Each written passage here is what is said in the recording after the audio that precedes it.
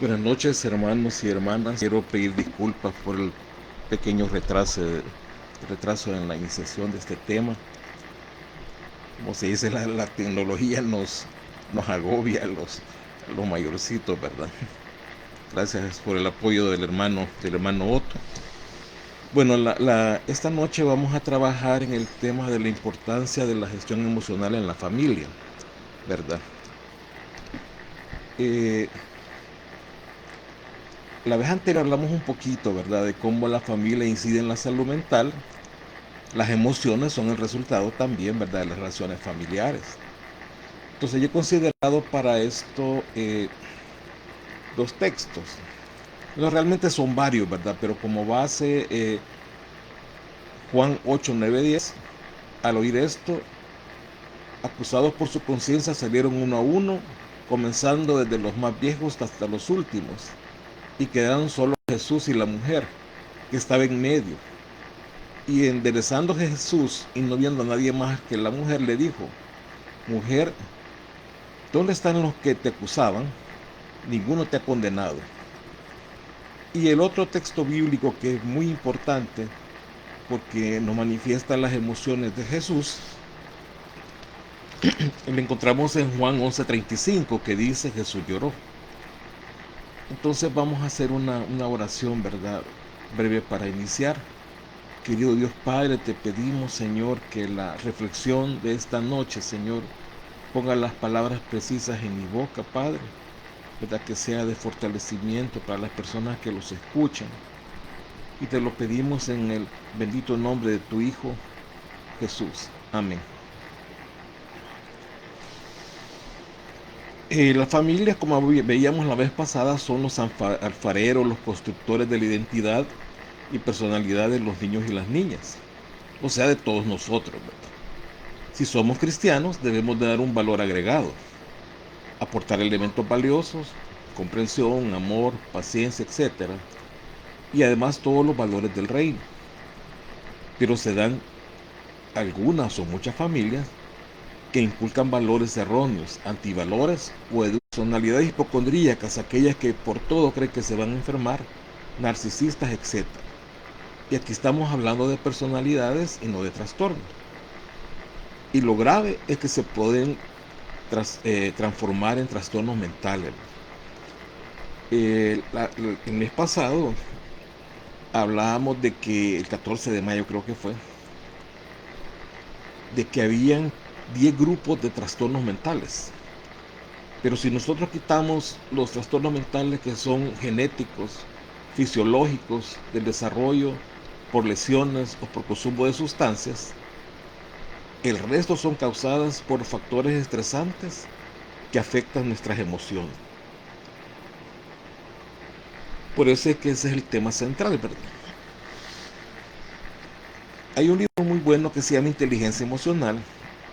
Inicia con una frase de un griego de la siguiente forma: cualquiera puede enfadarse, eso es algo sencillo, pero enfadarse con la persona adecuada, en el grado exacto, en el momento oportuno, con el propósito justo y el modo correcto, eso ciertamente no resulta tan sencillo. En la reflexión de esta noche, sabiendo que las emociones son producto de nuestras relaciones sociales, es decir, yo maltrato al niño y lo hago llorón, ¿verdad?, o lo humillo, y que aprendemos en la familia cómo reaccionar.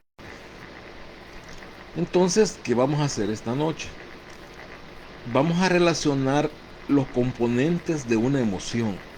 O sea, que la emoción no solo es el hecho de ver a una persona que está sonriendo o que está llorando, ¿verdad?, sino que hay elementos que la constituyen. Y vamos a reflexionar cómo algunos de estos personajes bíblicos manejaban sus emociones. Muchas veces nosotros relacionamos y confundimos lo que son las emociones y sentimientos. Las emociones son reacciones psicofisiológicas que representan modos de adaptación del individuo cuando percibe algo en el medio que lo puede amenazar o lo puede hacer perder el equilibrio. Entonces es una reacción normal. Todos nos emocionamos de alguna forma. Hasta la persona que se está quieta tiene sus emociones aunque no las manifiesta. Entonces es como nosotros reaccionamos ante el medio. Si hay una balacera, voy a dar una reacción emocional. Si un joven ve a la chica que le gusta, así no diga nada y se quede callado, va a tener la reacción emocional. Pero además de esto, están los sentimientos. ¿Qué son los sentimientos? Los sentimientos es la experiencia subjetiva de las personas cuando surgen las emociones. Es la interpretación de una emoción. Por ejemplo, cuando una persona llora, el sentimiento es el llanto, ¿verdad? Esta persona está alegre, no sabemos. Está triste, no sabemos. Hay personas que lloran de alegría. Usted viene de un país lejano y encuentra a su familia, va a llorar de alegría, ¿verdad? Está en depresión, va a llorar también. Entonces, ese sentimiento, ese elemento que se percibe, ese es el sentimiento. Entonces, diferentes emociones pueden tener un mismo sentimiento. Es importante mencionar que los seres humanos manejan tres cerebros. Y esto quiero que quede bien claro porque es eh, la base del desarrollo del hombre. Vamos a empezar por el cerebro básico, es el reptiliano. Cuando ustedes han oído la frase que dice del ánima de cocodrilo, lo dice porque un cocodrilo no llora, una gallina no llora, un anfibio no llora. Entonces el cerebro reptiliano, que es el que tenemos en la base del sistema nervioso central, en la parte del cerebro, ¿verdad? En la base del cerebro, está encargado de las funciones básicas y fisiológicas: el hambre, la sed, la reproducción, la protección. Y ese es común a toda la especie animal. El cerebro límbico, sistema límbico, es el responsable de todas nuestras emociones. De todos los seres vivos, los únicos que manifestamos emociones somos los mamíferos. Por eso cuando el perrito lo mira a usted, el perrito se emociona porque lo quiere. Pero todo mamífero tratado con amor va a dar amor. Y el cerebro más desarrollado es el corte cerebral, ¿verdad? Donde están las neuronas, la materia gris y la blanca del cerebro. Entonces, eh, como nos diferenciamos en algo sencillo, el, el pájaro, digamos, un ave, tiene la forma de seducir cuando están en broma a la hembra, el macho, ¿verdad? No le va a llevar flores, ni le va a llevar chocolates, ni le va a llevar serenata. Tal vez la serenata natural que tienen los pájaros, ¿verdad? El ser humano, por su mismo desarrollo, en un cortejo de amor, lo puede hacer de diferentes maneras. Los elementos de las emociones son tres. Ante un estímulo estresante, es decir, un estímulo del medio, que puede ser que mi papá me dijo: si no pasas las materias, no te compro celular y te voy a quitar el que tenés. O si me dan permiso de llegar a las 10 de la noche y llego a las 11, ese es un estímulo estresante, ¿verdad? O un ruido, o un terremoto, ¿verdad? Todo eso son estímulos estresantes. La emoción en sí es cómo vamos a reaccionar ante esta situación. Y tiene tres elementos: el cognoscitivo, el conductual y el fisiológico.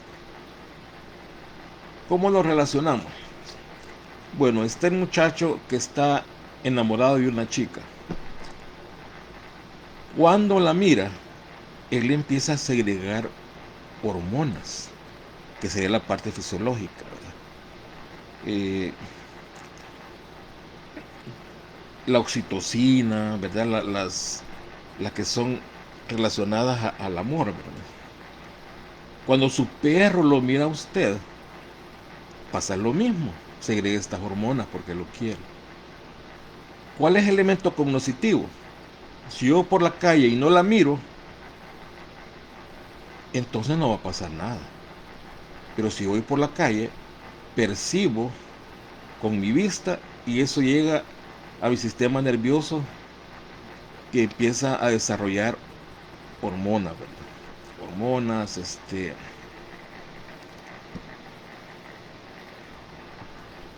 ¿Cuál es la otra parte? Una es la cognoscitivo, lo que asociamos por nuestro cerebro, la parte fisiológica, los líquidos que desarrollamos, y la conductual, cómo voy a desarrollar, cómo voy a actuar yo. Me pongo nervioso, no hay lo que hacer. Pongamos otro ejemplo. A mí alguien me cae mal. Cuando lo veo, se me sube la adrenalina. Entonces, ¿cuál es la conducta? Eh, ¿Qué voy a hacer? ¿Me escapo o lo enfrento o qué, verdad? Y aparte de eso, habrá una reacción posterior.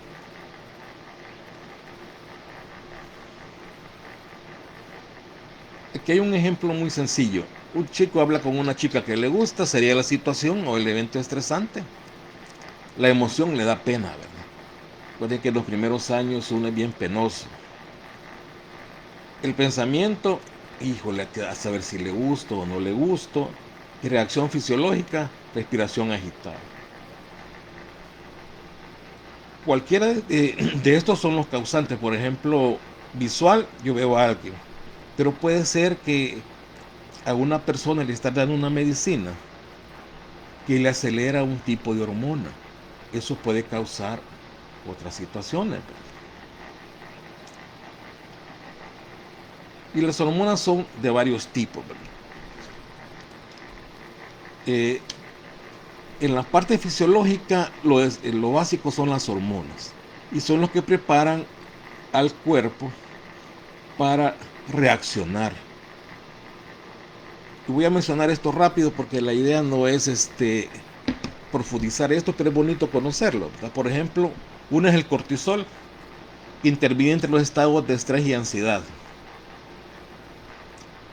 Cuando la mujer está recién ha tenido al niño, la falta de esta hormona le puede causar una depresión postparto.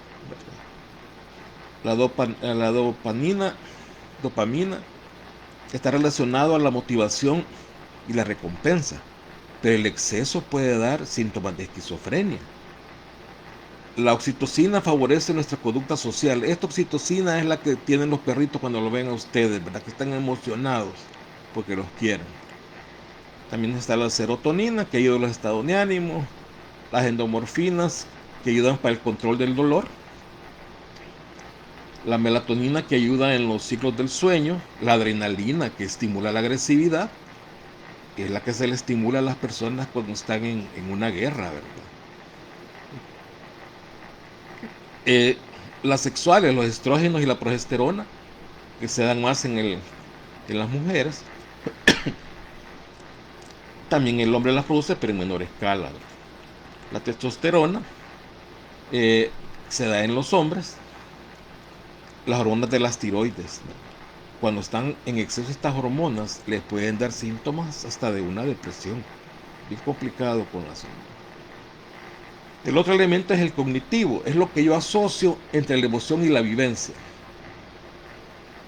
Hay un trastorno que se llama estrés postrauma, que lo que hace es que relaciona la emoción que tuvo cuando pasó una masacre, ¿verdad? O un tsunami o un terremoto. Entonces ese es el cognitivo. Tenía un amigo en la UCA que cada vez que oía una canción decía, esta canción me recuerda a una chamaca. Siempre decía eso. A lo mejor era broma, pero era lo cognitivo que le traía un recuerdo afectivo hacia una mujer. El componente conductual o expresivo es la manifestación. El componente conductual o expresivo es el sentimiento que usted va a manifestar, ¿verdad? Que puede ser lenguaje corporal, expresiones faciales, movimientos corporales, llanto. temblor, usted está sudando y la temperatura tiene como 10 grados, ¿verdad? Y usted está sudando. Eso sería el conductual. Entonces tenemos emociones que son las emociones primarias, ¿verdad? La alegría, el enfado, el miedo, la tristeza, sorpresa, el asco.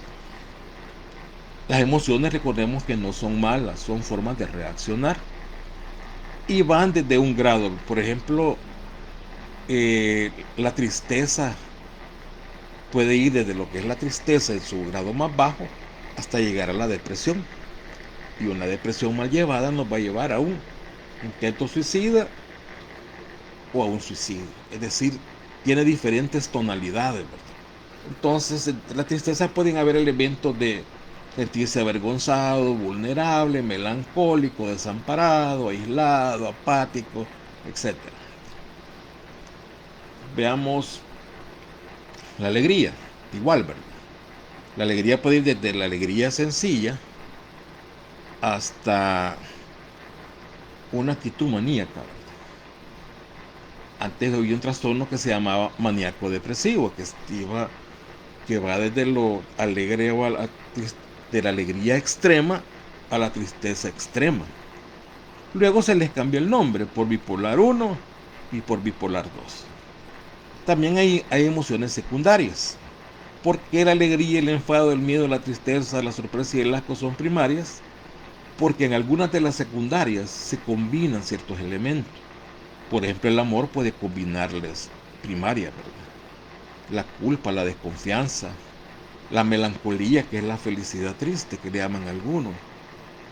De repente usted se acuerda de algo bonito que le ha pasado, de cualquier tipo, ¿verdad? Y usted se sonríe, pero en el fondo siente un poquito de tristeza. Entonces, ¿cómo nos ayudan las emociones? Bueno, la alegría favorece la interacción con los demás. El miedo nos ayuda a preparar un escape. El enojo nos ayuda a enfrentar un peligro.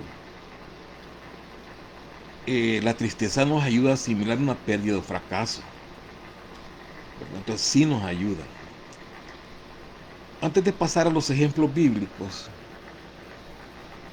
voy a mencionar estas premisas que son básicas y son verdaderas y son reales. Por ejemplo, cada momento es un momento. La tristeza que yo sentí en este momento va a ser diferente a otro momento aunque las condiciones sean similares. Sin sentimientos no hay movimiento, lo que nos mueve son los sentimientos. Así como también un sentimiento mal llevado nos puede llevar a una disfunción o a un trastorno. Debemos aprender que todos los sentimientos son bienvenidos. No existen sentimientos buenos ni malos siendo mal llevados, mal encaminados, mal encausados. Los sentimientos no son míos ni personales.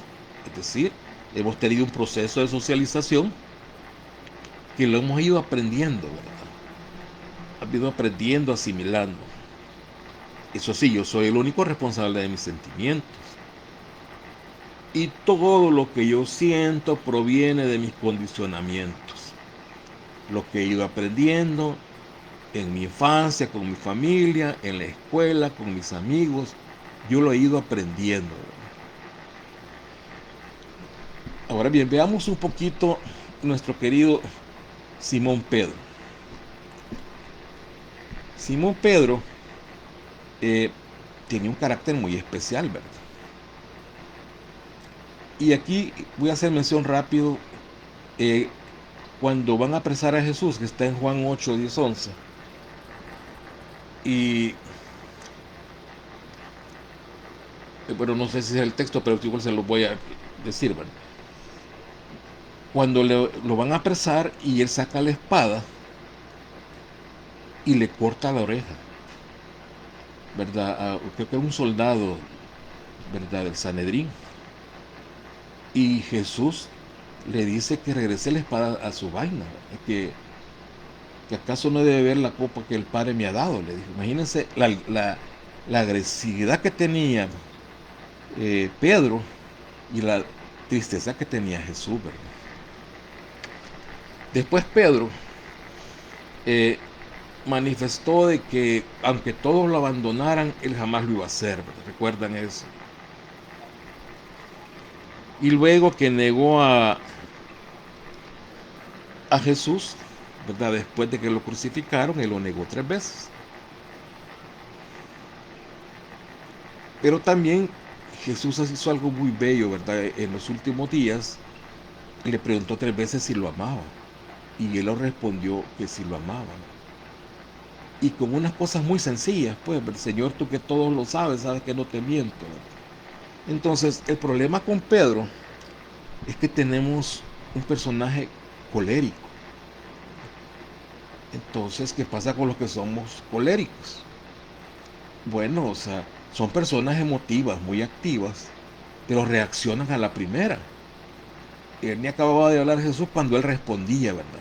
Pero manejaba buenas emociones, ¿verdad? La impulsividad era lo que lo fregaba, ¿verdad?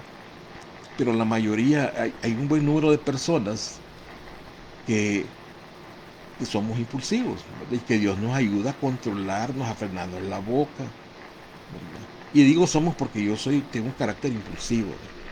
Pero Pedro era muy ingenuo, temeroso, ¿verdad? Muy sencillo. Tenemos el otro caso de, de Pablo, ¿verdad? Hablamos de que Simón Pedro era un típico colérico, era emotivo, pero era agresivo, ¿verdad? Saulo era un agresivo de otro tipo, ¿verdad? Es una persona que vio cuando apedrearon ¿cómo se llama? A Esteban.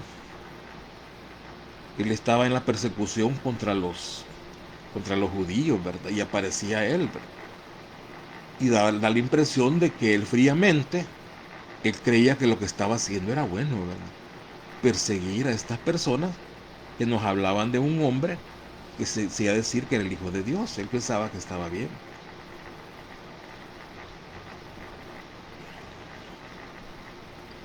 Pero también él tuvo un cambio. Pero el cambio de él fue en su aceptación a Jesús, ¿verdad?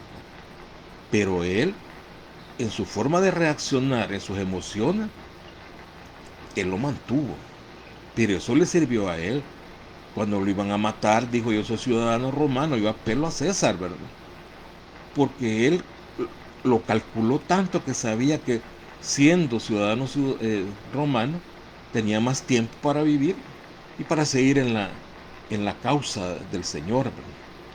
Pero Pablo era sanguíneo, o sea, era frío. Y ustedes lo ven, cuando lean Hechos, van a ver que él se manifiesta así, un tipo muy inteligente, no era emotivo, era muy analítico, pero controlaba sus emociones. Otro caso que para mí es muy simpático, ¿verdad? Que es de Juan y Santiago, los hijos de Zebedeo. Y en Lucas 9, 51, 56 dice: cuando se cumplió el tiempo en el que había de ser recibido arriba, afirmó sus rostros para ir a Jerusalén, y envió mensajeros delante de él, los cuales fueron y entraron en una aldea de los samaritanos para hacerles preparativos, mas no le recibieron bien, porque su aspecto era como de ir a Jerusalén. Viendo esto, sus discípulos Jacobo y Juan dijeron: Señor, ¿quieres que mandemos que descienda fuego del cielo como lo hizo Elías y los consuma? Imagínense qué emociones más difíciles manejaban ellos, ¿verdad? O sea, porque no era una simple enojo, ya era una ira, y que está pidiendo que Jesús mande fuego, ¿verdad? Y por eso Jesús les decía: los Boanerges, los hijos del trueno. O sea, él tenía un carácter difícil. Ahora bien, el caso más especial y que es fuera de serie, ¿verdad? En la Biblia, es Jesús de Nazaret. Eh, si bien cuando él enfrenta a sus padres, cuando él se pierde, aparece en el templo, ¿verdad? Que fue el texto que usamos la vez pasada. eh, Él les hablaba con seguridad y con sabiduría. En Juan 11:35 dice que Jesús lloró. Él tenía emociones, pues. Era Dios encarnado, era un hombre, ¿verdad? Que tenía también las emociones que le causaban lo que percibía, que le recordaban algo. A lo mejor él se recordó de José cuando murió, no se sabe, se puede curar varias cosas. El otro ejemplo que a mí me llama la atención, y que todo eso ustedes ya lo conocen perfectamente, es cuando la mujer sirofenicia le pide que le saque a la hija el demonio, ¿verdad? Y que Jesús le dice, deja primero que saquen los hijos porque no está bien tomar el pan de los hijos y echarlos a los perrillos. Y respondió ella con humildad, sí señor, pero aún los perrillos debajo de la mesa comen de las migajas de los hijos. Entonces Jesús no es que la despreciara, como creo que los hermanos no le deben haber explicado esto mejor que yo, ¿verdad? Sino simplemente la hizo reaccionar. Pues era muy cuestionador Jesús, ¿verdad? Cuando le llevaron a la mujer pecadora, igual, ¿verdad? Le han de haber dicho un montón de cosas, pero él escribía en el suelo, lo que aparece en las escrituras, ¿verdad? Y les dijo, el que de vosotros esté sin pecado, sea el primero en arrojar la primera piedra contra ella. Y sigue escribiendo en el suelo. Una persona muy tranquila, controlando sus emociones. En la noche que lo apresaron, perdón, y que fue a orar junto a Pedro, Jacobo y Juan, él se manifiesta literalmente, según los evangelistas, ¿verdad? Dice, y comenzó a entristecerse y angustiarse, en Marcos 11:34. Y les dijo, mi alma está muy triste, hasta la muerte, quedaos aquí, ¿verdad? Qué terrible haber sido eso, ¿verdad? Saber que lo van a matar, ¿verdad? Pero yo creo que el caso más especial y que nos ayuda a entender, por ejemplo, si el enojo es malo o es bueno, o es dependiendo de cómo se maneja, es cuando Jesús llega al templo. Y el texto dice que subió Jesús a Jerusalén y halló en el templo a los que vendían, que compraban del templo bueyes, ovejas y palomas. Y volcó la mesa de los cambistas ahí sentados. Hizo un azote de cuerdas y se echó fuera del templo a todos, las ovejas y los bueyes, y esparció las monedas de los cambistas. Volcó a la mesa, le dijo a los que vendían palomas, quitad de aquí esto, escrito está, mi casa es una casa de oración, y la han hecho una cueva de ladrones. Aquí está dando situaciones de corrupción en la iglesia de esta época, ¿verdad? Una vez sacrifició a los animales. Eh, los judíos tenían que ir a Jerusalén a hacer sacrificio, pero Caifás tenía un negocio, tenía animales y los vendía. Supuestamente estaban fuera del templo, pero poco a poco se fueron metiendo. ¿De cuál es la situación? Venía usted con su palomita ahí, ¿verdad? O su oveja, o lo güey, y lo llevaba para sacrificar.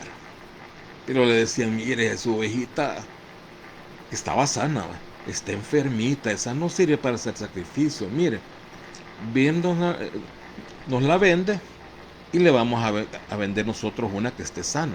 Entonces se la compraban barata y se la vendían cara. Entonces Jesús, me imagino que eso desde niño lo fue viendo, pues, ¿verdad?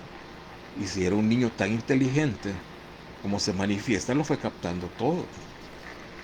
Lo mismo pasaba con los cambistas. Yo decía, ¿por qué cambistas, verdad? Bueno, según los textos que he encontrado, se dice que unos 300.000 peregrinos judíos visitaban a Jerusalén para la Pascua, de diferentes lugares del Imperio Romano, ¿verdad? Si recordamos en la historia, Roma en esa época, en el siglo I, después de Cristo, gobernaba todo el norte de África, la zona pequeña de Asia Menor, ¿verdad? Y el sur de Europa. Entonces en cada lugar tenían su moneda local. Entonces como los visitantes tenían que pagar los impuestos del templo, no podían pagar con monedas romanas, porque eran blasfemas, porque eran impuras. Entonces llegaban con los famosos cambistas, ¿verdad? Y claro, todo cambista va sobre la movida, ¿verdad? Se la compraban barata la moneda y se la vendían cara.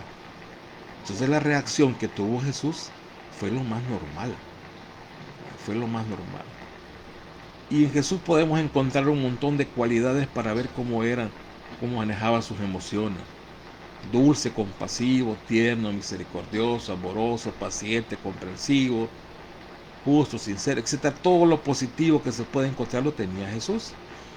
Pero usaba frases fuertes. Cuando le dijo a Pedro, apártate de mí, Satanás, ¿se acuerdan eso?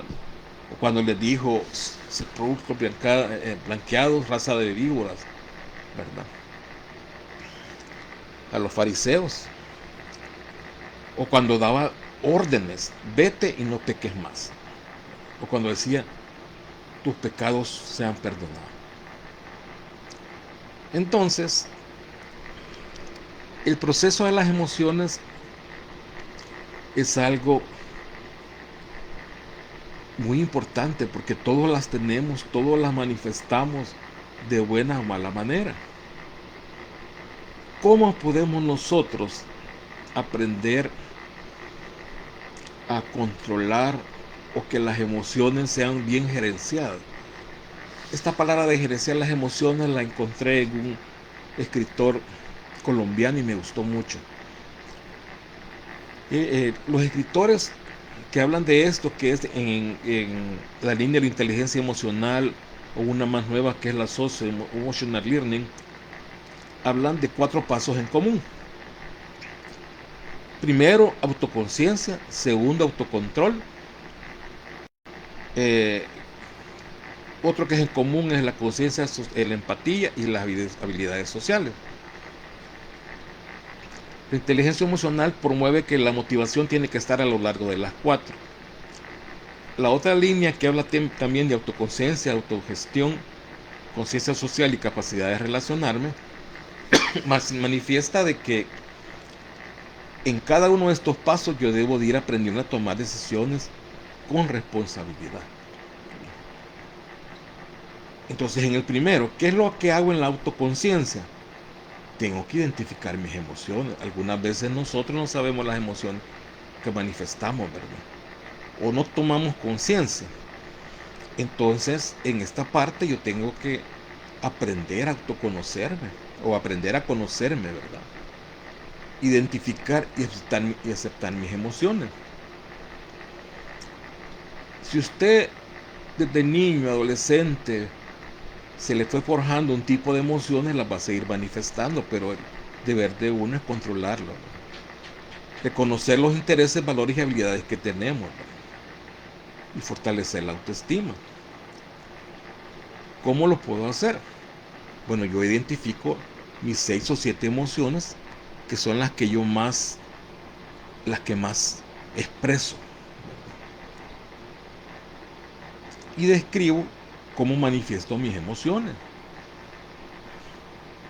Eh, Describo también a qué horas, con quiénes manifiesto más estas emociones o ante qué situaciones, ¿verdad? Que no me cae bien la suegra cuando me dicen que va a llegar. Nos pasa lo de Pedro Picapiedra, que dice, me hierve el buche de gusano, ¿verdad? Puede pasar eso. O alguien que no nos simpatiza. O de repente, como nos pasaba en algunas ONGs, ¿verdad? De que a las 5 de la tarde nos decían, bueno, tenemos una reunión urgente. Imagínense a las 5 que era la hora de salida. Qué tremendo, ¿verdad? Debo de aprender a ver las consecuencias que obtengo de esas emociones, qué es lo bueno que saco de las emociones, qué es lo malo que saco de las emociones. Analizar en qué parte de mi vida manifiesto estas emociones. Uno por lo general tiene diferentes áreas en su vida social. Cognitivo, cuando voy a aprender a leer, tocar guitarra, todo lo que es aprendizaje, lectura, análisis. Emocional, lo que nos causa alegría o tristeza, ¿verdad? Espiritual, la convivencia en la iglesia. La fisiológica, relacionados a la salud, lo que me da fortaleza. Y social, el compartir con otros. ¿En cuál de estas áreas yo manifiesto mejores emociones o peores emociones? También tengo que analizar cuánto me dedico yo a mí mismo. En un día, en un fin de semana, en un día de vacación. Entonces, este proceso no es fácil, pero es muy importante. Si yo logro identificar mis emociones, ya puedo moverme a cómo yo las gerencio, las administro, las autogestiono, ¿verdad? Eh, por ejemplo, yo antes cuando iba a un lugar, yo me aburría, me molestaba, ¿verdad? Que tenía que esperar. ¿Qué hago ahora? Me llevo mi libro, ¿verdad? Porque a veces, antes en los bancos uno no podía sacar el celular, ahora sí, pero antes no, ¿verdad? Entonces mi costumbre es andar llevando mi librito para leer. Aprendo algo y no me aburro, pues, ¿verdad? Y tratar de pensar de que yo estoy esperando como todas las demás personas.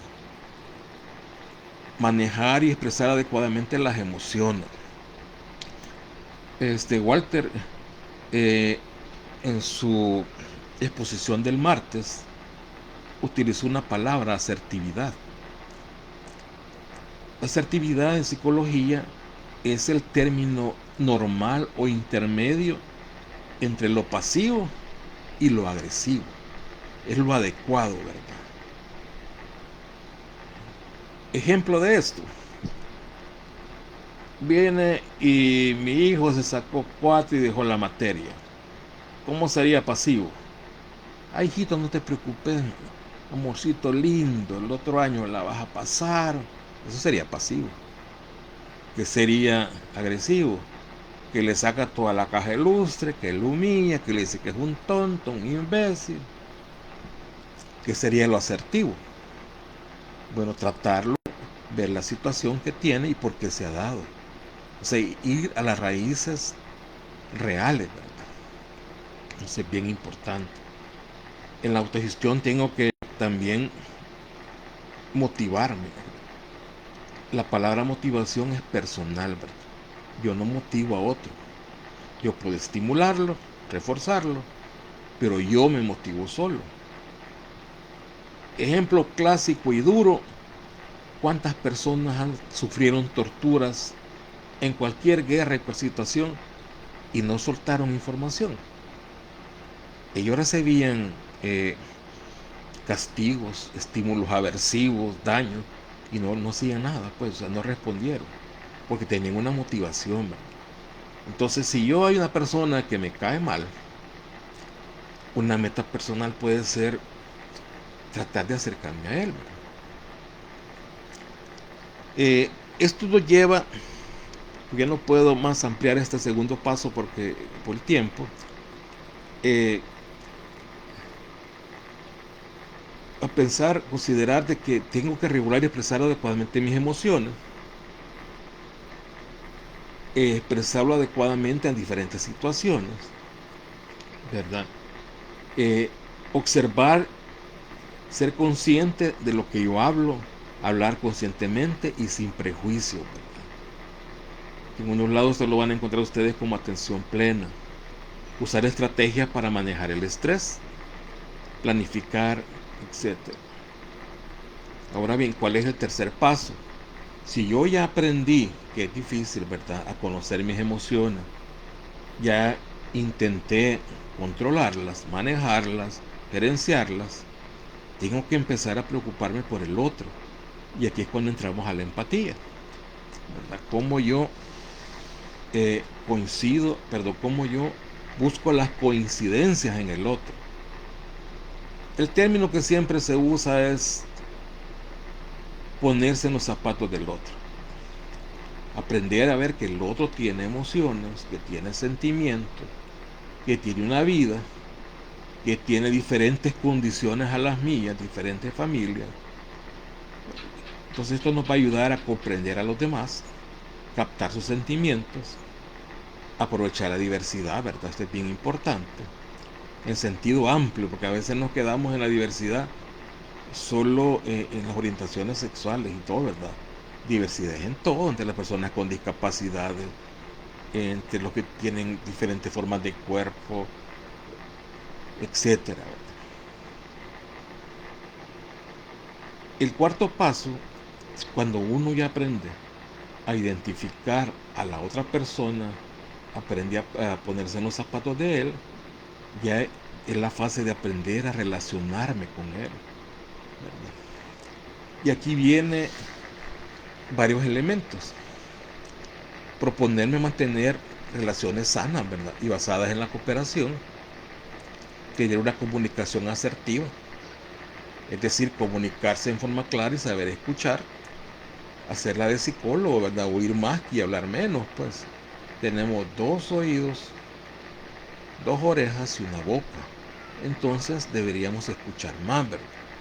Buscar resolver conflictos en forma constructiva, cooperar con los otros, ese es un elemento básico. De la cooperación se forman buenas amistades. Resistir a la presión social inapropiada, trabajar en equipo de cooperación, diálogo y participación. Y a lo largo de estos pasos ir tomando decisiones con responsabilidad. Esos son los elementos, ¿verdad? Eh, si alguien está interesado en conocer más de esto, con mucho gusto yo les puedo compartir, ¿verdad? No hay problema. Ahora, y para cerrar hay dos casos que a mí me parecen muy agradables. Yo le he puesto relato anecdotario. Algunas veces se toman ejemplos porque son simpáticos, ¿verdad? Hay un escritor, un jesuita que se llama Antonio de Melo, que escribe unos temas muy bonitos. Yo le digo, yo lo conocí a él ya mayor, ¿verdad? En mi adolescencia no lo conocí ni en la UCA, ¿verdad? Cuando estaba estudiando. Hay un libro que se llama El canto del pájaro, que tiene un relato muy bonito. Eh, y habla sobre Jesucristo, ¿verdad? Llegó Jesucristo con unas personas y les dijo que él nunca había visto un partido de fútbol. Así que de manera que mis amigos y yo lo llevamos a ver un partido. Estaban jugando los Puncher protestantes con los Crusaders católicos. Marcaron primero los Crusaders y Jesús aplaudió alborozamente y tiró al aire el sombrero. Después marcó el equipo contrario, los Puncher, y Jesús volvió a aplaudir. Entusiasmado y nuevamente voló el sombrero por aire. Esto pareció desconcertante a un hombre que se encontraba detrás de nosotros. Dio una palmada a Jesús en el hombro y le preguntó: ¿a qué equipo apoya usted, buen hombre? Yo, le dijo, respondió Jesús, visiblemente emocionado por el juego. Pues yo no animo a ningún equipo, sencillamente disfruté el juego. El hombre se volvió a su vecino de asiento y haciendo un gesto de desprecio le susurró, haciendo un gesto de desprecio le susurró: este es un ateo. Eso va a pasar, vamos a encontrar gente fuera de lógica, amable, y eso no tiene que ser una crítica mala, ¿verdad? ¿Qué es lo que vio Jesús en los discípulos? Encontré esto también que me gustó mucho. Dice, cuenta la leyenda esta, ¿verdad? Eh, Algo apócrifa, de que Jesús estaba seleccionando a sus 12 discípulos y buscó una compañía para que le hicieran una evaluación psicotécnica, o sea, psicólogos, ¿verdad? Y después le contestaron los especialistas a Jesús y le dice, y se lee de la siguiente manera: memorando, para Jesús de Nazaret, CEO Carpintería Artesanal de Nazaret, de consultor y selección de personal. Asunto, evaluación psicológica de 12 discípulos, candidatos a la plaza de apóstol. Por este medio le enviamos el informe de la evaluación psicológica de los candidatos para trabajar en su empresa, la Gran Comisión del Reino de Dios, que usted iniciará próximamente. Los resultados que arroja se detallan en el perfil psicológico de cada candidato. A la mayoría les falta educación, vocación, perfil físico es desfavorable. Son toscos, corrientes, pero al final hay una persona que es la idónea para la plaza a llenar. Atentamente, Isaac Benjamín Bar Jacob.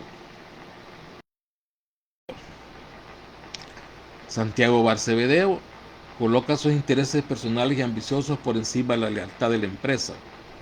Son peligrosos, estos los pueden desbancar de su puesto. Son coléricos. Juan Barcebedeo es tan agresivo o más que su hermano, novato, sabe escribir y es otro colérico. Felipe comunicativo en exceso, confiado y con el agravante de ser amigo de Natanael. Natanael Bartolomé. Es muy pasivo, influenciable, haragán y cómodo. Tomás Dídimo.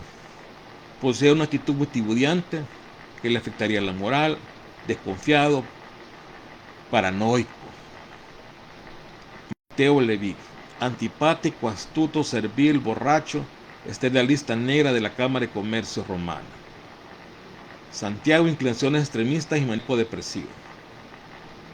Judas Tadeo, agresivo y guerrero celote, hermano de Santiago.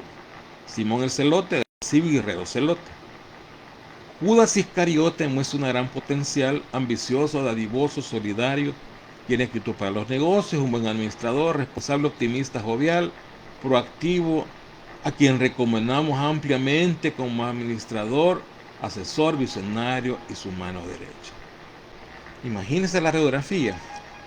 Nos presentaba a personas egoístas, lo que veía, ¿verdad? Se podía ver. Egoístas, vulgares, probablemente 4 celotes, probablemente unos 3 coléricos, un publicano, un borracho, 11 galileos toscos, unos holgazanes, 4 pescadores, bochincheros, un mitómano, un paranoico y un judío culto. Eso es lo que veía el mundo. Pero ¿qué es lo que Jesús vio en ellos? Vio a personas valientes, un profeta, evangelista, predicadores, un escritor del amor, comunicadores de la fe, redactores de epístolas, mártires del reino de Dios, y en Simón Pedro un líder natural. Jesús pudo ver en sus discípulos, ¿verdad? La empatía, empatizó con ellos, no les vio lo negativo. Entonces nosotros tenemos que tratar de hacer lo mismo. Es difícil, ¿verdad? Pero imagínense, de estos discípulos, bueno, Judas que se ahorcó, ¿verdad? De los otros 11, 11 murieron, 10 murieron en sacrificio y Juan murió ya por la por edad, dice, ¿verdad? Entonces, ¿cuál es la reflexión de esto? Que nosotros, si aprendemos a conocer nuestras emociones y conocer las emociones del otro, vamos a establecer buenas relaciones y puede ser algo muy lindo. Claro, es bien importante pues de que nosotros sanemos nuestras emociones. Lo más probable es que cuando hagamos el análisis vamos a encontrar situaciones difíciles. Pero yo sí pienso, cuando he dado consultas, que